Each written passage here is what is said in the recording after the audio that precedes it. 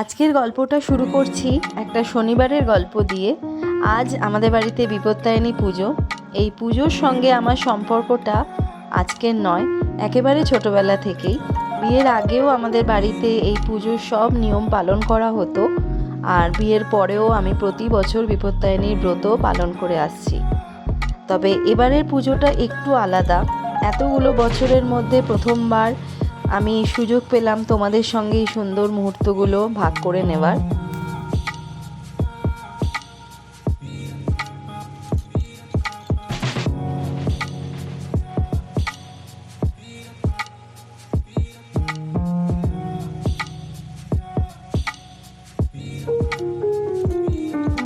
शुभ निवारिणी आयुरारोग्यं देहि मे माहेश्वरी प्रसीद मे सर्व दुख हरा देवी सर्व नाशिनी आयुरारोग्य विजयं देहि।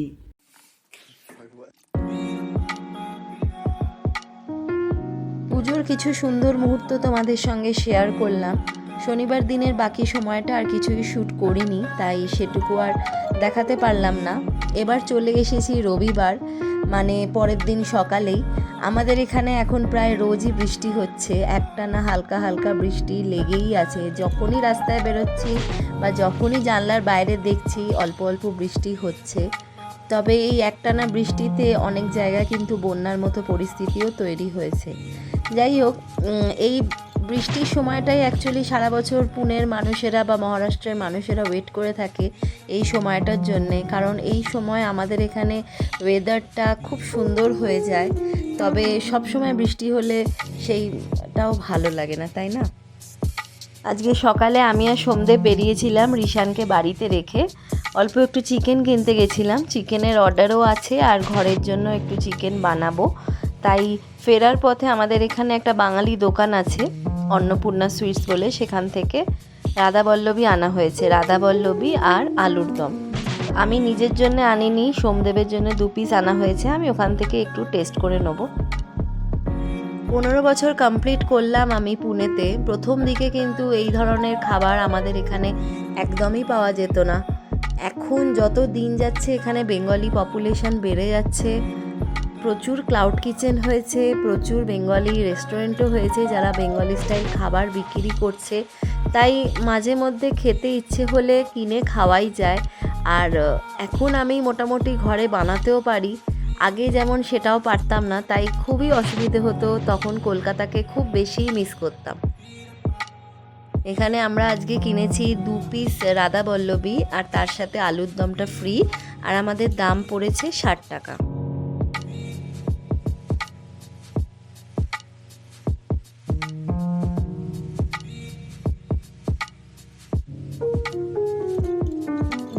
ক্লাউড কিচেনের অনেক রান্না তোমাদের সাথে আমি শেয়ার করেছি। আজকে সানডে স্পেশাল বাড়িতে কি রান্না করছি শুধুমাত্র সেটাই শেয়ার করব। যদিও আমি যেটা রান্না করছি সেটা খুবই কমন একটা রেসিপি, কমন রান্না, সবাই জানো, ইউটিউবে সার্চ করলে প্রচুর রেসিপিও পাবে। তবে আমি কিভাবে বানাচ্ছি সেটা একটু শেয়ার করলাম। তো প্রথমে চিকেনটাকে নিয়েছি, আমি এখানে বোনলেস চিকেন ইউজ করছি না, উইথ বোন পিসই ইউজ করছি। তার মধ্যে দিচ্ছি আমি নুন, গোলমরিচ, আদা রসুনের পেস্ট, লঙ্কার গুঁড়ো, ডিম, কর্নফ্লাওয়ার আর একটু ময়দা। এই সব কিছু ভালো করে মিশিয়ে নিচ্ছি। এগুলো ভালো করে মিশিয়ে চিকেনটাকে কিছু সময়ের জন্য রেখে দেবো। যেই রান্নাটা আজকে আমি প্রথমবার করব বাড়িতে, এর আগে কখনো করিনি, সেটা হলো চিকেন ক্রিসপি। আমরা যখনই বাইরে চাইনিজ খেতে যাই এই আইটেমটা আমরা প্রায়শই খেয়ে থাকি, এটা একটা স্টার্টারের আইটেম। তো সেটাই আজকে ভাবছি বাড়িতে একবার ট্রাই করব। আমিও ইউটিউব থেকেই রেসিপিটা দেখেছি আর সেটা ট্রাই করছি। তো প্রথমে চিকেনগুলোকে তোমাদের দেখালাম, লম্বা লম্বা ফিঙ্গার শেপ করে কেটে দোকান থেকেই এনেছি।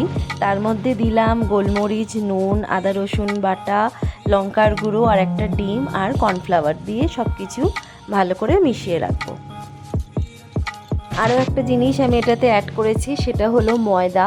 ময়দার মাপটা কিন্তু কর্নফ্লাওয়ারের থেকে একটু কম হবে, বেশি যেন না হয়। সেইটাকে দিয়ে ভালো করে সব কিছু মিশিয়ে অল্প সময়ের জন্য চিকেনটা সাইডে রেখে দেবো।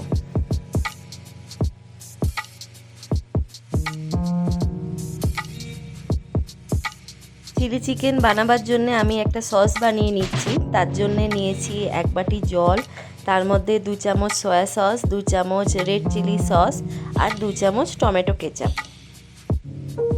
সসগুলো দিয়ে ভালো করে মিশিয়ে নেব আর লাস্টে তার মধ্যে দেব একটুখানি কর্নফ্লাওয়ার।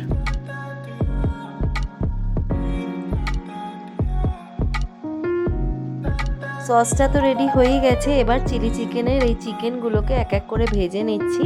এখানে আমি রিফাইন অয়েলের ব্যবহার করছি, সর্ষের তেলের ব্যবহার করছি না।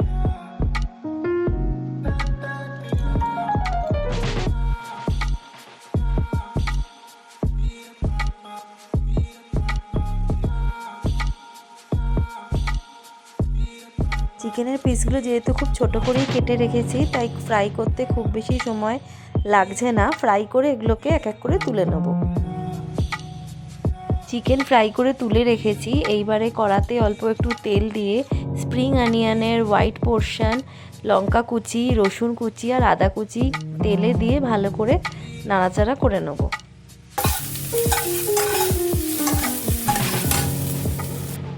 চিলি চিকেনে যেরকম পেঁয়াজ আর ক্যাপসিকাম বড় বড় সাইজের থাকে সেরকম করে কেটে নিয়েছি আর সেগুলোকে তেলের মধ্যে মিশিয়ে দেবো।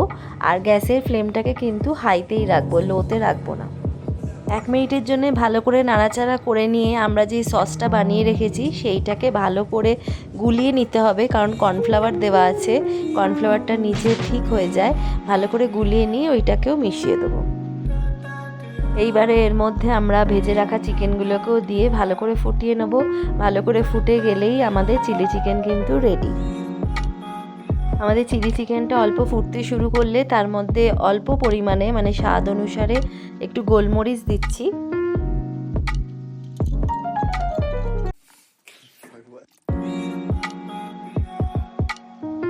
ওপর থেকে একটু স্প্রিং অনিয়ন কেটে দিয়ে দিলাম আর তার সাথে দিচ্ছি অল্প একটু সাদা তিল।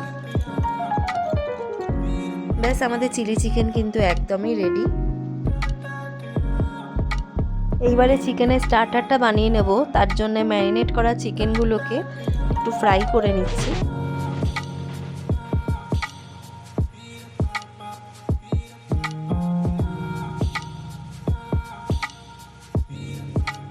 এই চিকেনগুলো যেহেতু একদম সরু সরু করে কাটা, ফ্রাই করতে খুব বেশি সময় লাগবে না। ফ্রাই করে নিয়েছি, এবার এগুলোকে তুলে নিচ্ছি। এইবারে কড়াতে অল্প একটু তেল দিয়েছি, তার মধ্যে আদা রসুনের পেস্টটাকে ভালো করে ভেজে নিয়েছি। তার মধ্যে দিলাম এখানে শেজওয়ান চাটনি, দিয়ে ভালো করে আবার সব কিছু মিশিয়ে নেব। শেজওয়ান চাটনি দেওয়ার পর এখন দিচ্ছি রেড চিলি সস, সেটাকেও দিয়ে ভালো করে আবার মিশিয়ে নেব। তারপরে জল দিয়ে দেবো। খুব অল্প জল দিয়ে চিকেনগুলোকে দিয়ে দেবো এই গ্রেভিটার মধ্যে, আর ভালো করে ফুটে নিলে ড্রাই করে নিয়ে আমি গ্যাসটাকে অফ করে দেবো।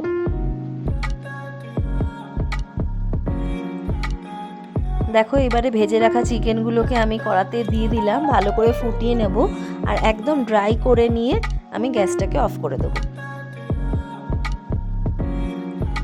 এই স্টার্টারেও খুব অল্প করে স্প্রিং অনিয়ন ওপর থেকে ছড়িয়ে দিচ্ছি আর তার সাথে দিচ্ছি অল্প একটু সাদা তিল। আমাদের চিকেন ক্রিস্পি একদম রেডি হয়ে গেছে। দোকানে ঠিক যেরকম টেস্ট লাগে খেতে, বাড়িতেও কিন্তু ঠিক সেরকমই লাগলো। অথচ খুব সামান্য কিছু উপকরণ দিয়ে এটা তৈরি হয়ে যায় আর খুব বেশি সময় তো লাগেই না। অনেক দিনের ইচ্ছে ছিল বাড়িতে কোনো একটা চাইনিজ স্টার্টার বানাবো, তো সেইটা এতদিনে সাকসেসফুল হয়েছে। এখানে সোমদেবকে খেতে দিয়ে দিয়েছি। ফ্রাইড রাইস আছে এখানে। ফ্রাইড রাইসের মধ্যে সবজি বলতে দিয়েছি গাজর আর বিনস, আর কিছু ছিল না তাই কিছু দিইনি। চিকেন স্টার্টারটা তো দিয়েছি, চিকেন ক্রিস্পি, আর তার সাথে আছে চিলি চিকেন।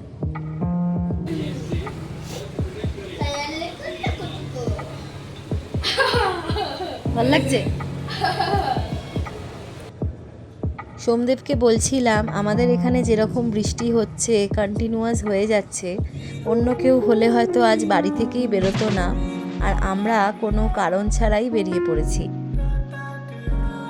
আমরা তো যা হোক করে সময়টা কাটিয়ে নিতেই পারি। আমাদের কাছে মোবাইল আছে, আমাদের কাছে টিভি আছে, বই আছে, কিন্তু রিশান সকাল থেকে ওয়েট করে থাকে এই বিকেলের এই মুহূর্তটার জন্য, যখন আমরা সবাই রেডি হয়ে বেরোবো। ও তো আর 5টা বাচ্চার মতো নয়, ওর কাছে কোনো শৈশব নেই, না আছে কোনো বন্ধু, না আছে বন্ধুদের সাথে খেলাধুলো, না কোনো গল্প, না নিজের ইচ্ছে মতো কোথাও বেরোনোর স্বাধীনতা ওর কাছে নেই। রিশানের বয়সী বাচ্চাদের ক্ষমতা আছে নিজেদের মনোরঞ্জনটা নিজেদের মতো করে নেওয়ার, রিশানের সেই ক্ষমতা নেই। রিশানের আনন্দটুকু লুকিয়ে আছে শুধুমাত্র একটু ভালো খাওয়া দাওয়ায় আর একটু বাইরে ঘুরে বেড়ানোয়। যদিও সেই ইচ্ছেটাও নিজের মুখে কখনোই বলতে পারে না, ওর চোখের ভাষা, ওর আচরণ থেকেই আমাদের বুঝে নিতে হয়। তাই বাবা মা হিসেবে মনে হয় যদি এইটুকু আনন্দ ওকে দিতে না পারি তাহলে কী বা দিতে পারলাম। তাই বৃষ্টি হোক বা রোদ হোক, ওর মুখের এই হাসিটার জন্যই আমরা বারবার বেরিয়ে পড়ি, কারণ এই হাসিটাই কিন্তু আমার কাছে কেন, আমাদের মতো প্রতিটা বাবা মায়ের কাছে অনেক বড় একটা প্রাপ্তি।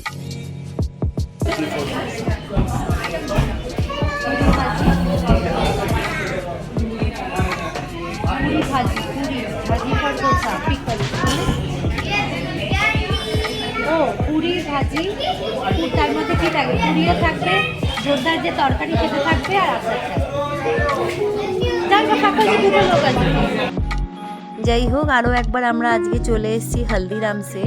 আমার মনে হয় হলদিরামসের এই ব্রাঞ্চের প্রতিটা এমপ্লয়ি আমাদের চিনে ফেলেছে, আর স্পেশালি রিশানকে নিয়ে যাই বলে, রিশান একটু আলাদা বলে সবাই আমাদের ভালো করে মনে রেখে দেয়। আজকে আমরা এখানে একটা নতুন জিনিস ট্রাই করলাম, সেটা হলো পেঁয়াজ কচুরি। এর আগেও ট্রাই করার ইচ্ছে ছিল, বাট ওদের স্টকে ছিল না, তাই খাওয়া হয়নি, বাট আজকে নেওয়া হয়েছে। আর এখানে রিশানকে ওরা একটা কালার করার জন্য একটা পেজ দিয়েছে, পাতা দিয়েছে, সেখানে ও কালার করছে। আমার জন্য আমি নিয়েছি এখানে রাজ কচুরি, যেটা কিনা আমার খুব ভালো লাগে, বেশিরভাগ দিনই আমি এসে এটাই খাই। আর সঙ্গে নিয়েছি দুটো বড়া পাও।